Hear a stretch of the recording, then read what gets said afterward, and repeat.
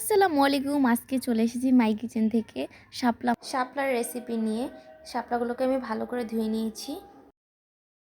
এখানে আমি চিংড়ি মাছগুলোকে ছাড়িয়ে নিয়েছি এবং চিংড়ি মাছের মাথা এবং লেজটাকে আলাদা করে ওটাকে আমি ব্লেন্ডারে ব্লেন্ড করে নিব।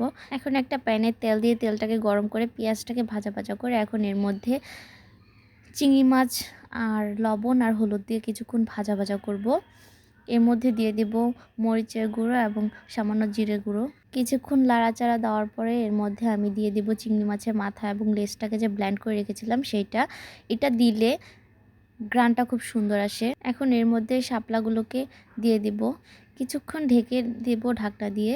শাপলায় এক্সট্রা করে কোনো পানি লাগে না, শাপলার মধ্যে থেকে যে পানিটা ওঠে এটাতেই শাপলা সেদ্ধ হয়ে যায়। এভাবে লাড়াচাড়া দেওয়ার পর আবার ঢাকনা দিয়ে ঢেকে দেবো। কিছুক্ষণ পর আবার ঢাকনাটাকে তুলে দেন আমি আবার ঢাকনা দিয়ে ঢেকে দেবো। দেখুন শাপলার মধ্যে পানি উঠে গেছে।